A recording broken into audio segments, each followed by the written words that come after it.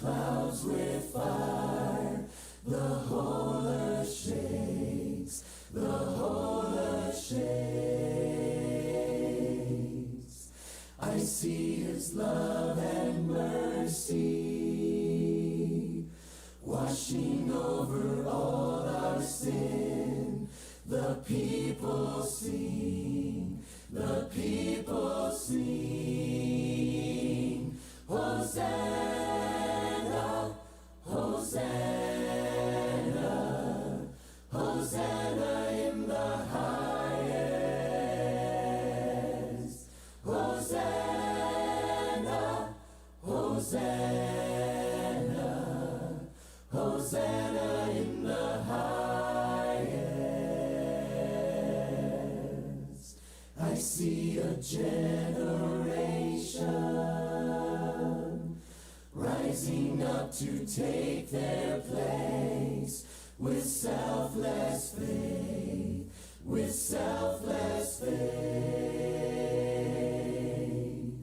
I see a near revival stirring as we pray and seek. We're on our knees, we're on our knees. Hosanna, Hosanna, Hosanna in the highest. Hosanna, Hosanna, Hosanna in the highest. Heal my heart and make it clean. Heal my heart and make it clean. Open up my eyes to the things unseen. And show me how, to love like you have loved me. like you have loved me. Break my heart for what breaks yours. Break my heart for what breaks yours. Everything I am for your kingdom's cause. And as I walk from earth into eternity. Hosanna, Hosanna, Hosanna in the highest. Hosanna, Hosanna, Hosanna in the highest. Hosanna, Hosanna, Hosanna in the highest. Hosanna, Hosanna, Hosanna in the highest. Hosanna in the highest. Hosanna in the highest.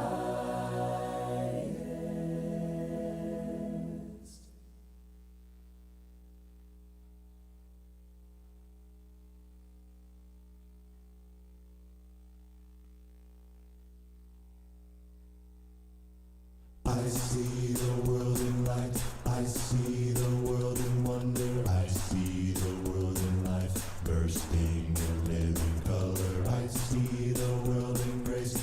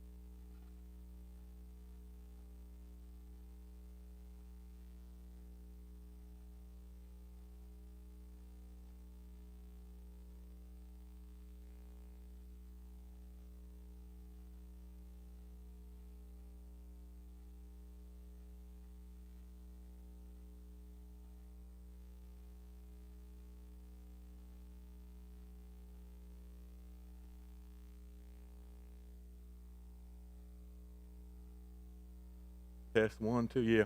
Yeah, it was loud. That thing coming over that loud was loud.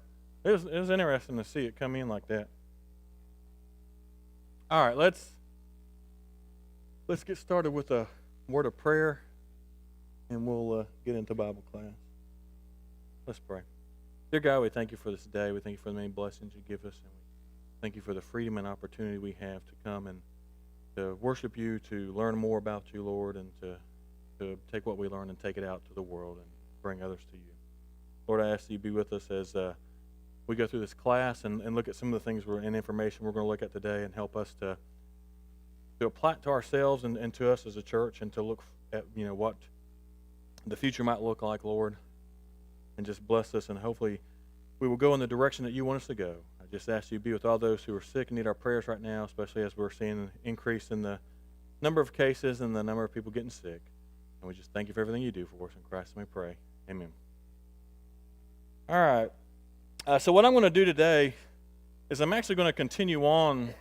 For those who were here, I think it was 2 Sunday nights ago, I did a sermon called Simple. And the idea was just to kind of get back to some of the simplicity of the gospel and what it is and what it looks like. And so what I wanted to do is kind of take a little bit of that and then revisit a lot of, or a little bit, it's probably a lot, of some of the information that I started looking at about 5 to 7 years ago. Kind of when I first started doing a little bit of devos here and there and doing some different things. And so I've continued this title along the lines of just being simple. And the reason I did that is because I didn't want to redesign a new graphic, and it was easy, and it just went along with what I was doing. So, but I'm going to start out with a little bit of what I call the state of the church. We have the State of the Union addresses, and so what I'm going to look at here is the state of the church. And when I say a state of the church on these first few slides, I'm actually talking about the state of the Church of Christ.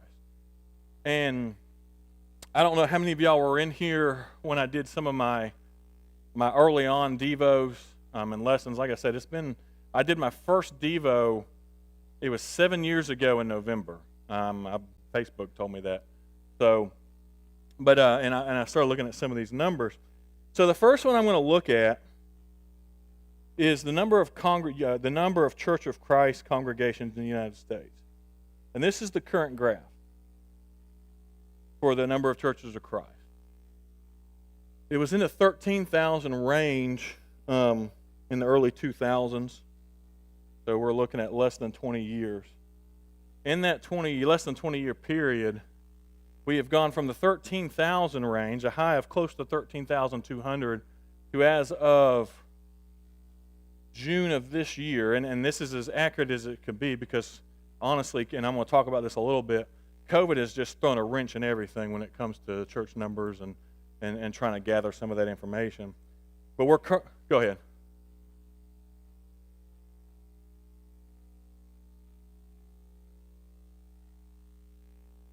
(9/11). The main thing that you see between 2000 and 9/11 was what? 9/11 was it 2001, right? Yeah. So you see a bump in attendance and churches, the number of churches after 9/11. There was a bump there. So actually our current count now, as of June, like I said, is 11,900.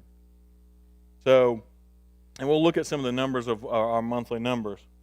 But as you can see, this is almost in any metric, when you're measuring something, when you see a 70-degree almost downturn, that's not a good trend, unless you're wanting something to go away. This is the church membership in the United States. So it kind of mirrors the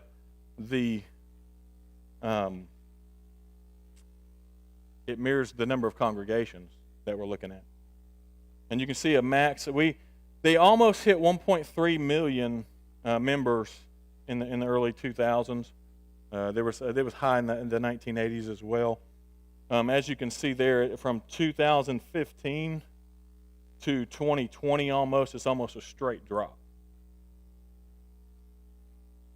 The current number right now is right at a little over 1 million. So we're about to fall under the 1 million mark of number of members in the United States.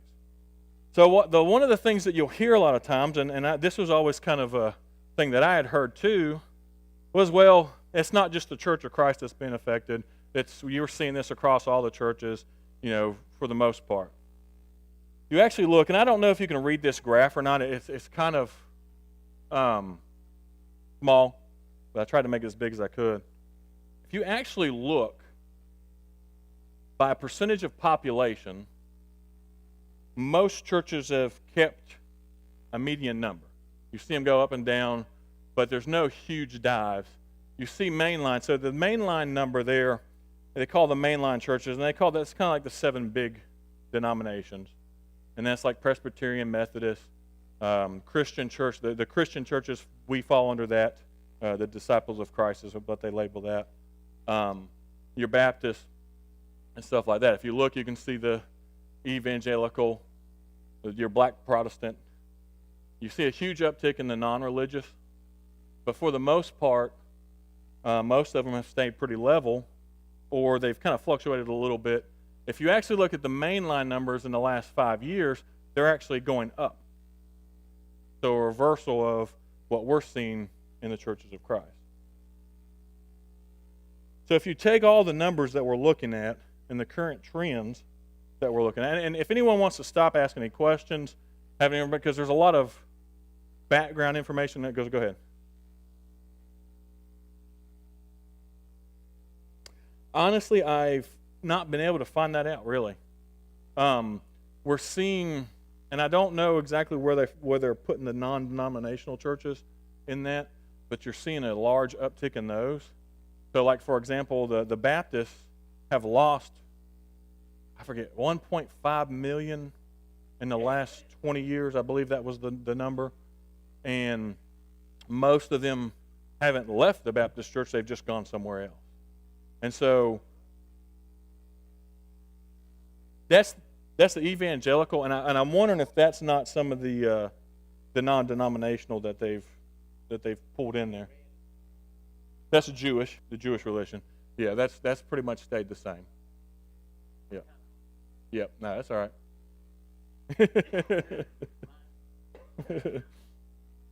Yeah. Go ahead.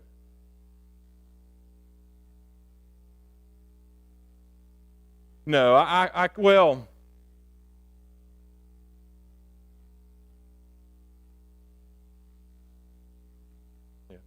yeah. But if you look, and they would be in the main line. Most of them that we're seeing. But a lot of what you're seeing with those mainline churches, and that's why this number hasn't like skyrocketed up, is it's just a transition. So people are leaving the Baptist. So again, I'll give you Crosspoint for an example. A lot of people are leaving the Church of Christ, or leaving the Baptist churches, or leaving the Presbyterian Methodist churches to go somewhere like Crosspoint. And so I'm not going to say Crosspoint's not, winning souls and baptizing people. What I'm saying is a lot of it is, even in a lot of the studies that you see, a lot of it is transitional. They're just transitioning from one church to another church. Or even, if you study most of the Church of Christ, any of the Church of Christ in the area that are growing, most of their growth comes from people leaving other churches of Christ coming here. We're not seeing the new baptisms in as bringing people from the outside who we would consider like unchurched. If we take a lot and look at most of our baptisms are our children, for the most part, who we've raised in the church. Very few are we seeing coming from the outside and bringing them in. Oh, yeah, definitely. Yeah. I mean, we're not going to be able to survive just on having babies and baptizing. So if you look at this trend, and I believe when I did this 5 years ago, we were closing, I want to say it was around 7 to 8 churches a month and losing 2,000 members. At the current trend, we are losing 10 churches a month and losing 2,400 members a month. That was as of the end of 2019. Looking at the trends there. Now, for a church to continue to grow, that church, those groups of churches need to have about 16% of their churches to be 20 years or younger, meaning been around for less than 20 years. The Church of Christ, only 4% of all of its churches have been around for 20 years or less. And then if you look at the churches themselves, if you have a 16% range, let me explain this. If you have a 16% range of churches that are younger than 20, that means that you are growing and you are replicating your church. You're duplicating. You're planting new churches and growing. If that number is less than that, that means that you're on a trend of not doing that, and in fact, you're closing more churches than you are opening.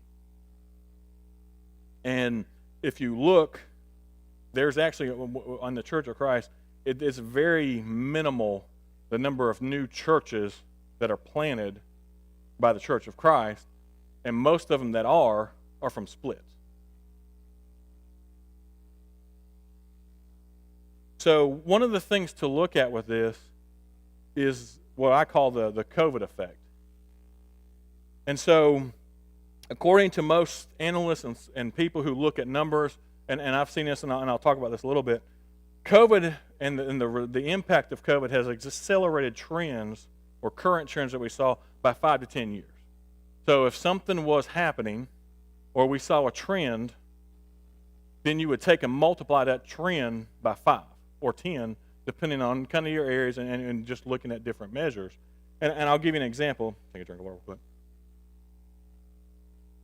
I work in the world of IT, and one of the things we had slowly started seeing in the world of IT was a slow progress toward what we would call video conferencing, video meetings. We use Microsoft Teams, so all virtual conferences and things like that. But that was a slow trend that was slowly coming about. We expected to see that become more prominent 5 to 10 years down the road. Now, for a company like us, where I work at with Lowe's, we went from that slow trend to every single person in our company working from home in a matter of a couple of weeks. So in a month's time, we accelerated a trend by 5 to 10 years. So right now we have a huge several $100 million corporate office that is sitting empty. And so we're seeing that impact again in the church. So the attendance trends and the giving trends and the closure rate trends that we were seeing was accelerated and has been, and it continues to be accelerated 5 to 10 years down the road. So what we were seeing at the beginning of the year, now at the end of the year, you can almost calculate that by a factor of 5 to 10. So here's what we don't know yet. And this is the 21st century Christian who keeps track of the kind of the Church of Christ members and numbers and number of churches and attendance and all that stuff. They've just put a flat stop trying to keep track of any of these trends. One, I'll give you 2 reasons why I think they have. One, they probably can't get the information from the churches because the churches don't want to share what it really looks like. And 2, they themselves, I don't think they really want to know the information because I think they're going to be afraid of what it looks like.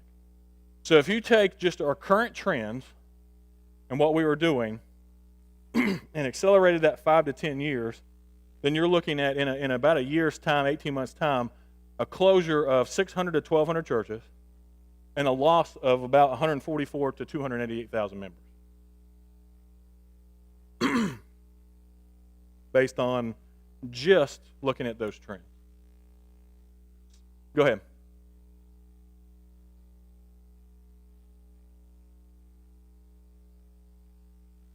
Well, I think that's part of why they stopped too.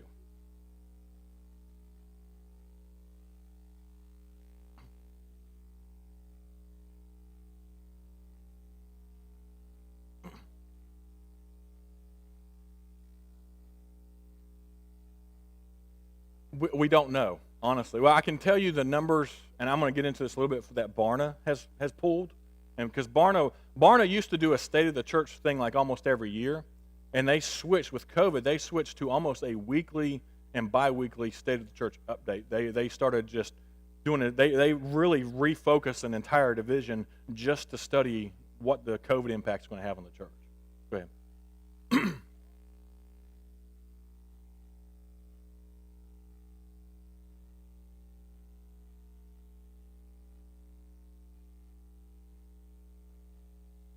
Correct. Yeah. In some ways we do. I mean, we can see some like from comments and let them know they're here and stuff like that. But in other ways, I mean, if they watch on YouTube, it's hard for us to tell. I mean, Facebook, you can't always tell who's watching online. So I think that's part of the, like all the numbers I'm looking at is from up to 2019. And then really it's kind of a toss up in the air of what 2020 looks like.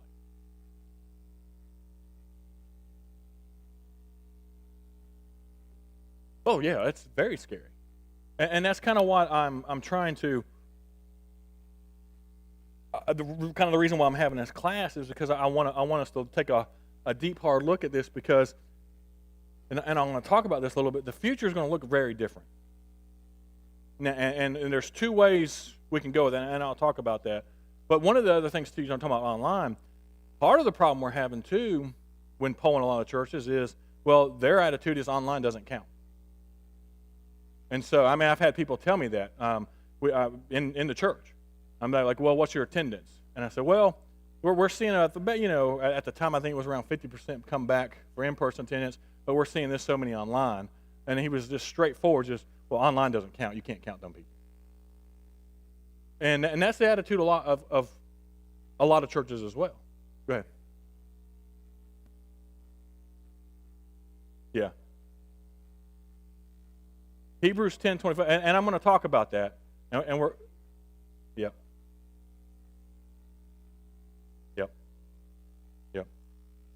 And so if we continue now, going into, so this is the Church of Christ research that I did, and the best guess estimates based on trends we're seeing in other places.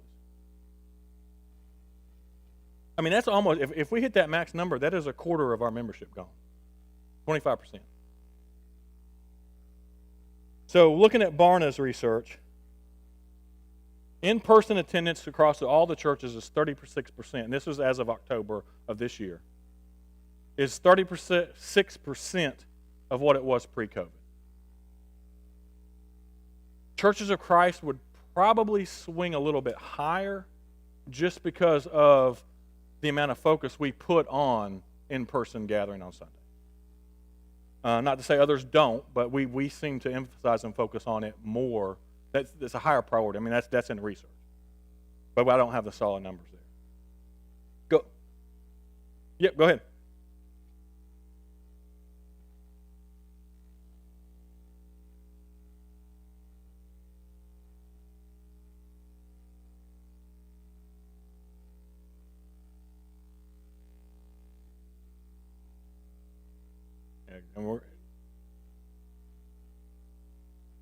And we're going to look at that too. No, but that's a good point. It's a good point. So, here's another thing they looked at. Only 41% of Gen Z wants to go back to meeting primarily in a physical gathering, like a large physical gathering, like a building. Compare that to, so for example, the millennials was 43%, Gen X was 47%. So less than half for all the generations, except for the baby boomer generation, 71% of them want to come back and meet in the building. Go baby boomers. What's your question?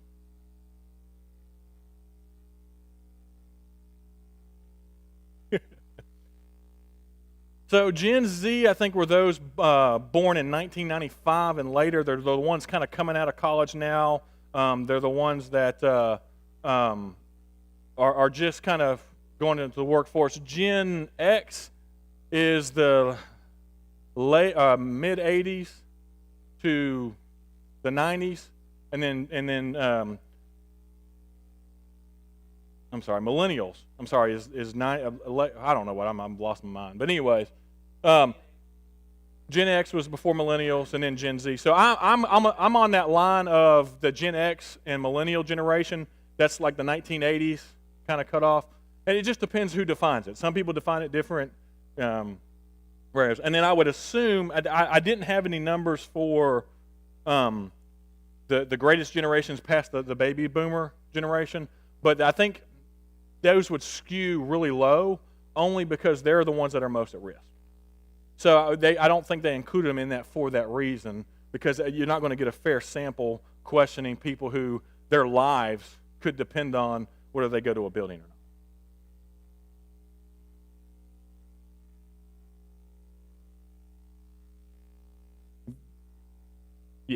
Yes, they would. So,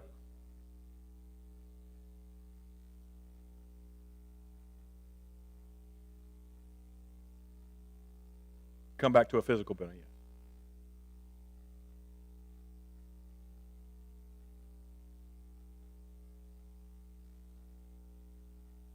Yeah, and we're going to talk about that. So, we're going to let me go a little bit further. We'll talk about that. I'm going to get to that. So, of that, only right now, the latest survey, only 50% of churches are confident they are going to survive the COVID crisis.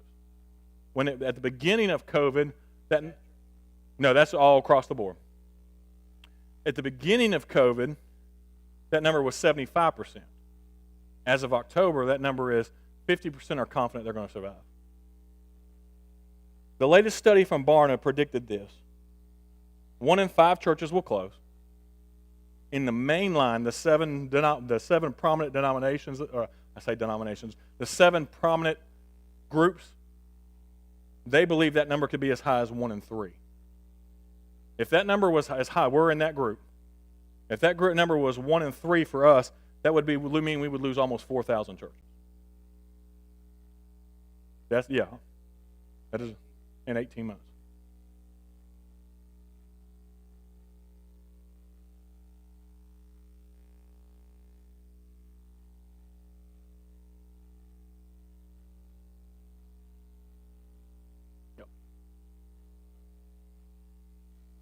I would say that, yes.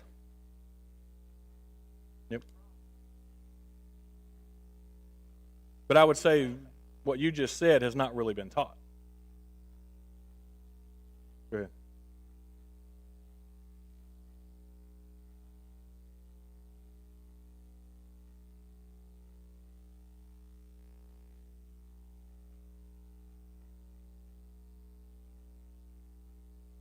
Europe is the canary in the coal mine for the United States. Kylie.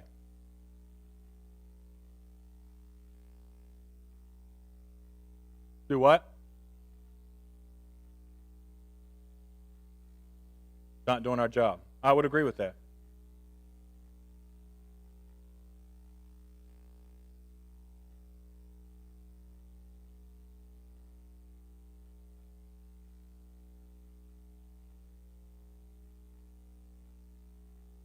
Yeah, I mean, we've lost a whole lot more people than we lost on that. I mean, not to say 9/11 wasn't a tragedy, it was.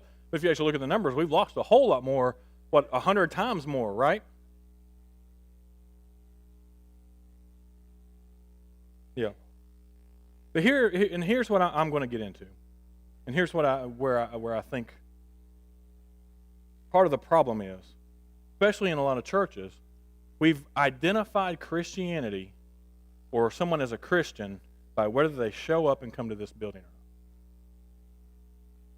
not. Not all the time, but in a large majority of the cases, you're identified as a Christian as long as you come to church. Sunday, Monday, Sunday, 2 times Sunday and Wednesday.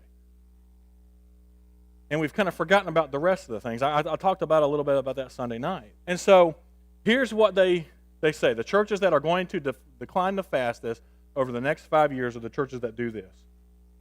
Try to go back to the way it was before. If you try to go back to the way it was before and act like COVID-19 didn't happen in a year or two, then you're gonna see a sharp decline. If you see online as a lesser form of reaching people or not relevant at all, you will. if you live in an echo chamber, and what they meant by this is you have a lot of churches who group together and like people and like minds. A lot of people like people who agree with them. And you see it a lot, and I've seen a lot of people making comments, well, we're going to be able to go back to the way it was before, and it's not going to be any different. We're not going to try to change anything. We're not going to do anything different. Number 4 was if your church building is reestablished as your sole focus of your ministry. And this is hard. This is hard for not only, and I've been listening to a lot of the studies and conversations that are going on around this. This right here is affecting, it's affecting the smaller churches, because I would say churches as a whole, the focus of how they minister has been out of their building. We really, as a church, even as a Church of Christ or as a church as a whole, have not been out in our communities and the sole focus of our ministry being our communities. It's been, what can we do inside of our church building? Frankie? There's a portion to that too, and I'm going to talk about that as well.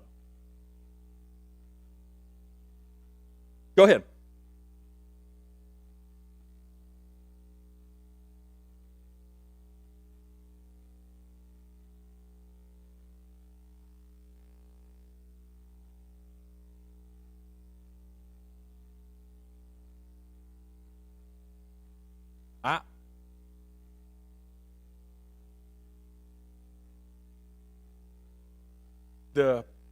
From a political standpoint for the church, the heavier the church is involved in politics, the more it scares people off. Because here's what happens. You can't get into politics as a church and be neutral, right? You're either going to be on the far left or the far right, for the most part. I mean, maybe somewhere, but you're not going to be in the middle. And so what happens when I'm over here, what does me as a Christian and as a church, if I'm over here and politics is a big focus of my church or my Christianity, what have I done? You've alienated everyone else on this side. Vice versa, if I'm all the way over here and I'm heavy into politics, if politics is a heavy focus of the church or as a Christian more than it is evangelism, same thing. Right, yeah. Yeah.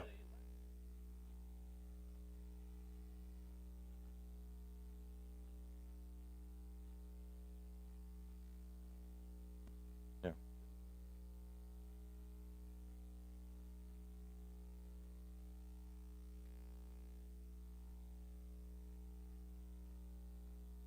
Yeah.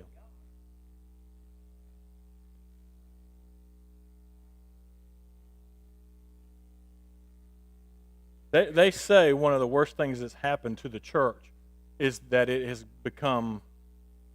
gotten so political, because it has drove off half of a group, either side. And no, go ahead.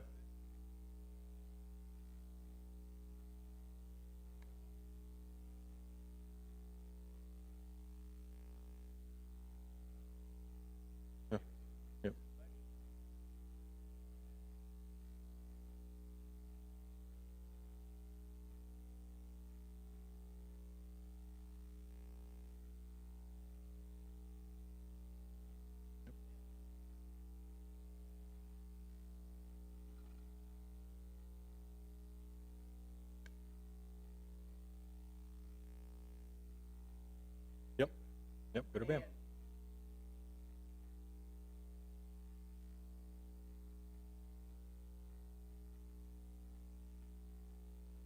Yeah.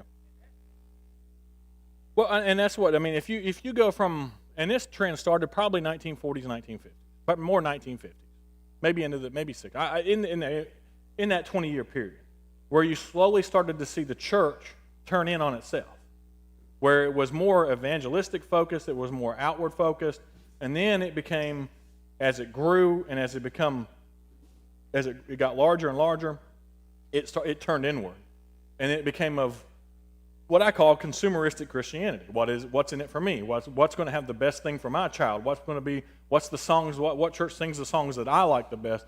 It became that instead of what church is actually reaching out to the lost more, what church is serving its community more, what church is what church. If I look at a church, I say, man, that church is known for their love. That's the one thing. I mean, that's one thing I talked about several weeks ago. Is that, the Christ says, if as a church you will be known, they'll know you because of your love for each one another. And I said, do you know any churches that you know of that they're known for their love for one another? And I know some that you go visit and they won't speak to you. yeah. And that's just the gospel Yeah. of the church. So, and let me go on so I can get. Lastly, number 5 was excluding the younger generations from the leadership. If your leadership is made up of mostly boomer generation and higher, then your future does not look good. The future of the church, that particular church, look good. That does not look good. You know, Chad, I think maybe some of the misunderstanding there is people say, well, young people don't have the experience to be leaders, but how are they going to ever become leaders if we don't involve them?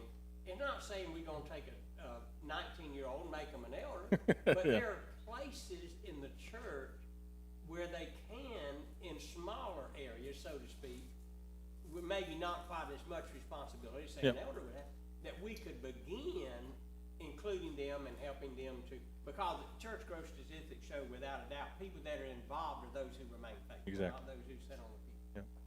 And the churches that are growing and are taking off are the ones who are grabbing their 18 and 19-year-olds and putting them in leadership positions like that. So they're not making them elders, right? But they are they're handing the keys over to them. They And- have to. How yeah. else are they going to learn? But the problem is we have a lot of churches and a lot of leadership who do not believe that that's a successful strategy. That you've got to be a certain age or get to a certain point before you can do that. That's why I appreciate Lads to Leaders for one Yep. thing, because that's what they're trying to do, is, they call it Lads to Leaders, and trying to help them do that. So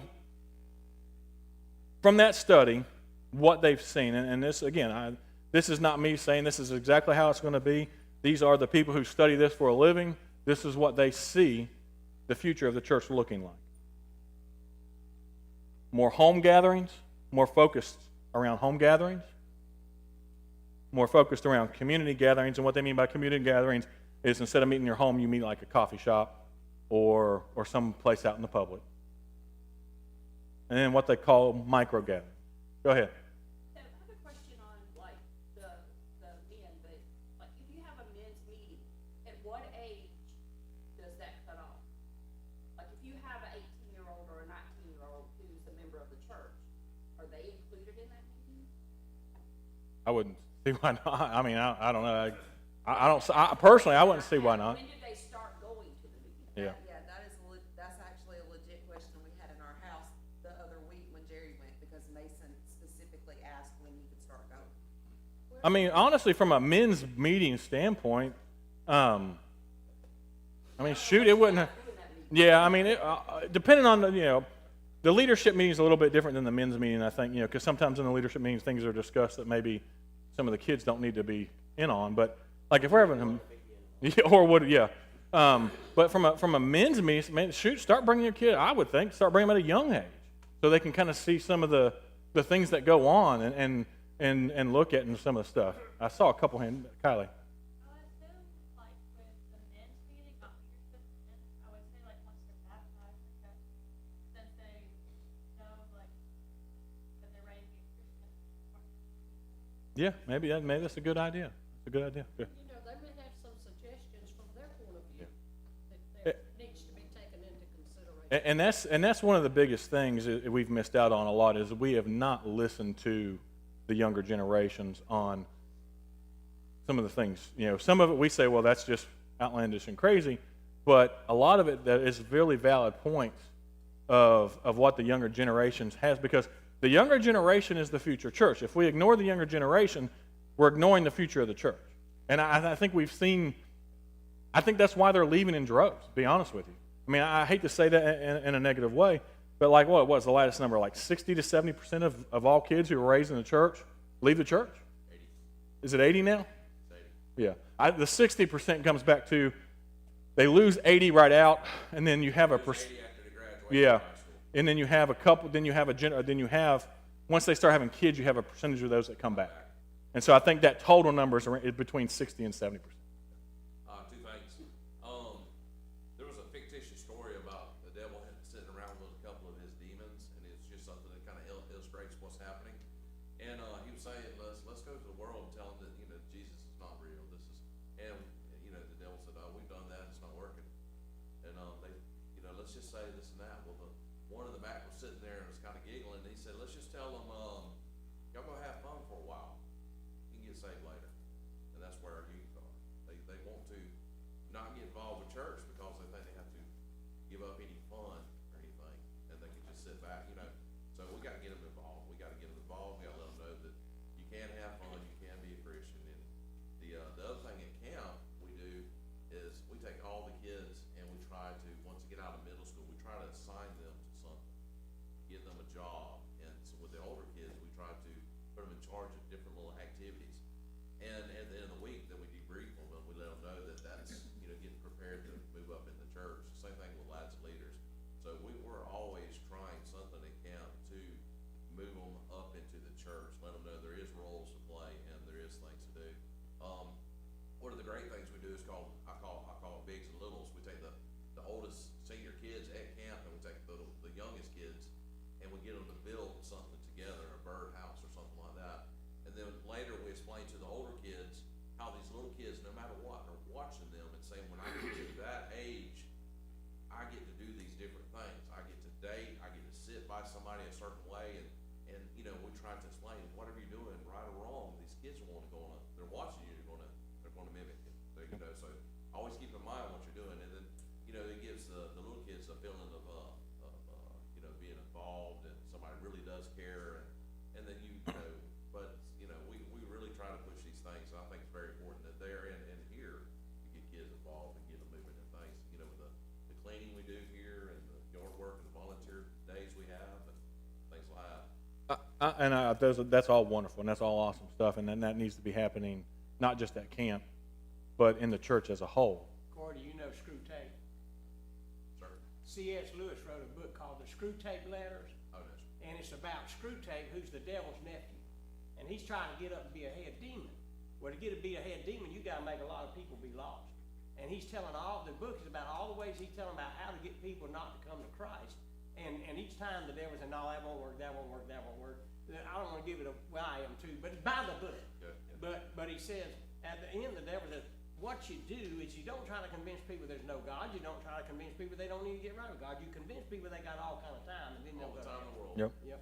Yep. But it's good book. Anyway, I'm sorry. Go ahead. That's fine. But let me ask you a question. This future church that a lot of them are seeing, what does that look like? That looks like New Testament right there. But it looks like New Testament is not about a building. Right.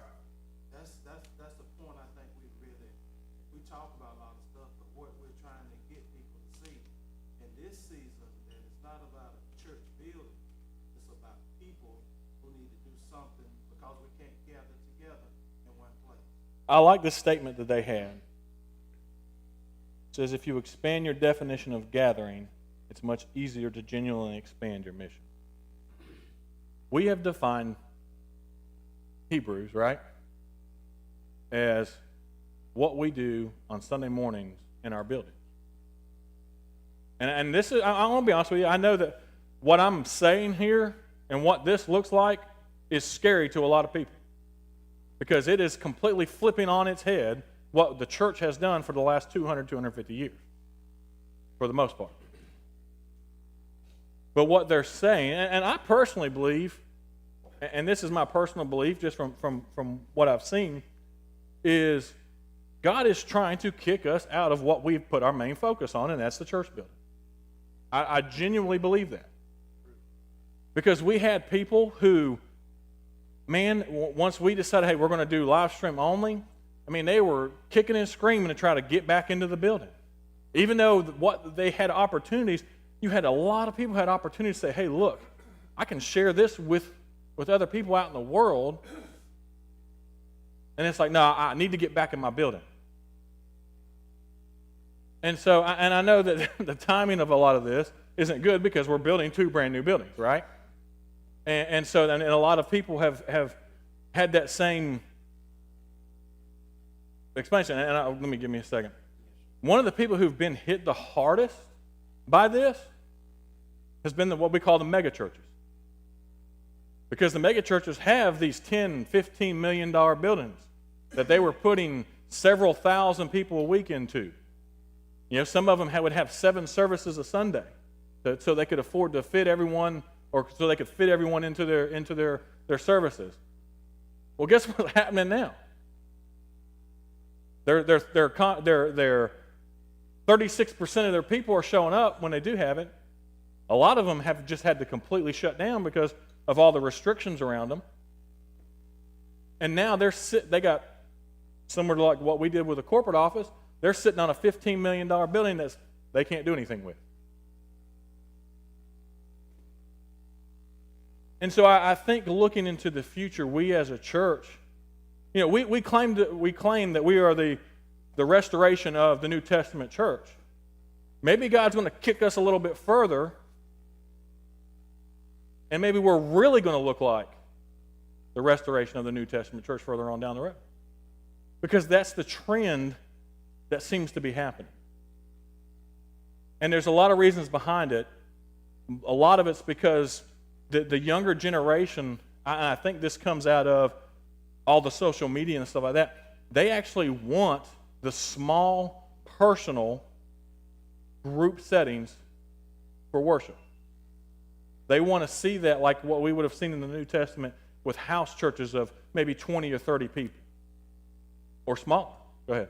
Not a question. I got an answer, maybe. I know you do. 20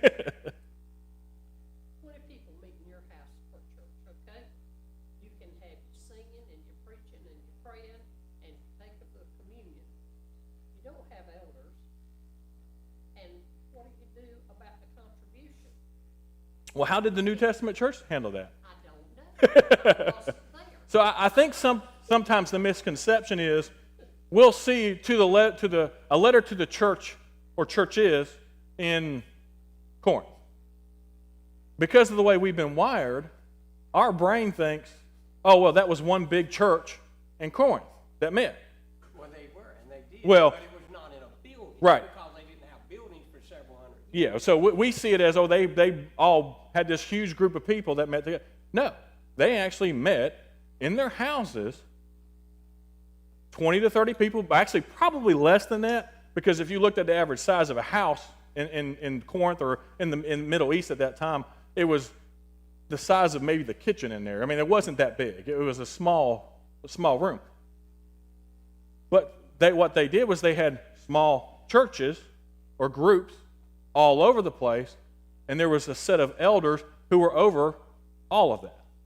We would still have access to our elders. Yep. And as far as the contribution part, just the online and everything, like as far as now. So like I said, it's different, and I think for a lot of people it's hard to wrap around, or honestly wrap your mind around, because it looks a whole lot different than we've been doing things for a long time.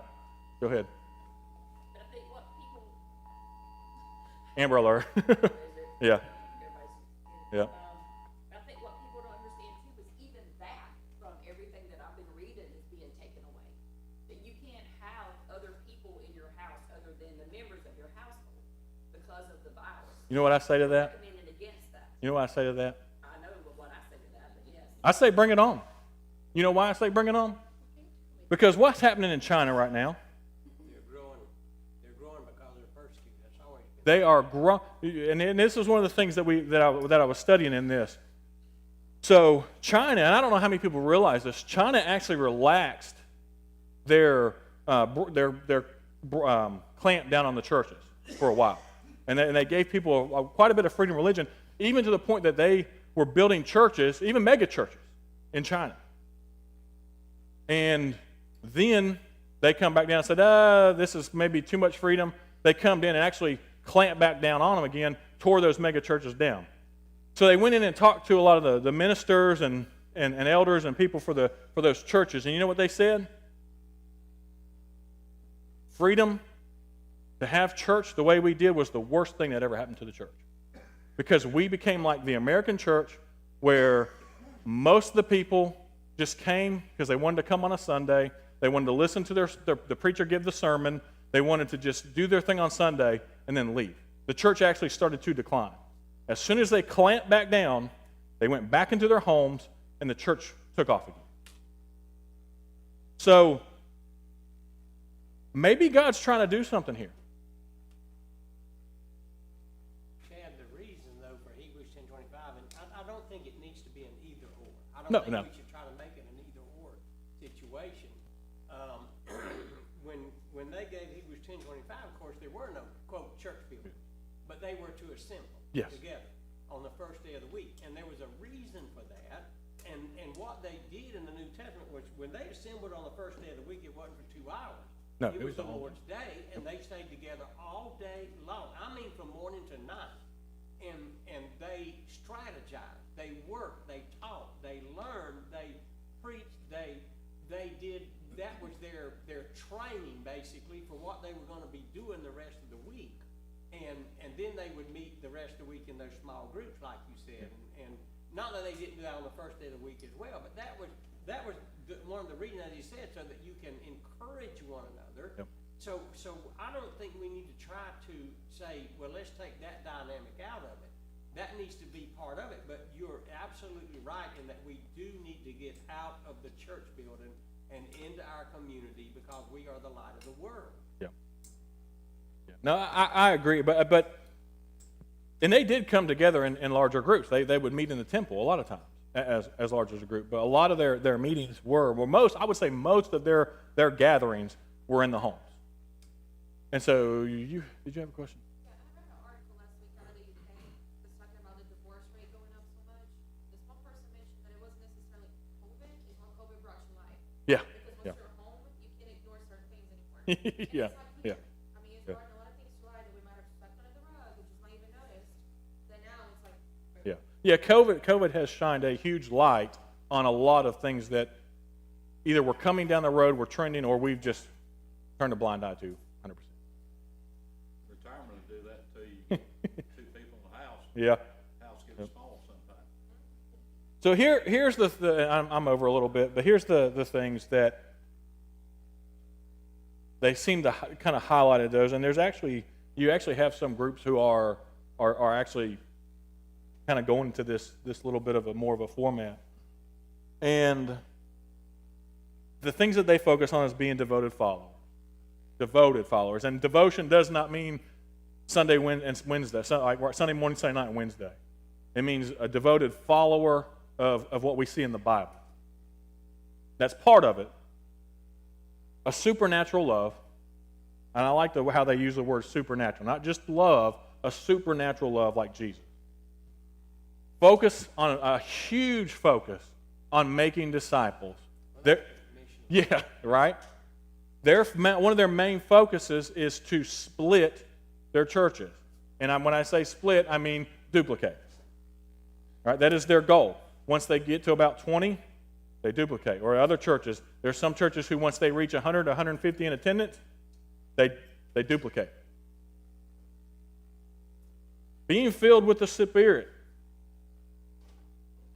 And then the last one, which no one likes to talk about, and I think what we have not focused on enough and why we're seeing what we've seen, is suffering for Christ. Because it says you are going to and you should, and if you're not, then something's not right. And I think that's part of the problem. And now that there is a little bit of suffering and things going on, we've seen the result of that. So anyways, I just wanted to kind of give that as a update of the state. I know it's not positive. I know it's not wonderful news. Sometimes the messenger can get shot, but it's facts. I mean, it is what it is, and so we've got to decide what we're going to do with it. We can just continue on like we are, or we can say, hey, you know what, we really need to do something about this and do it. Thank you.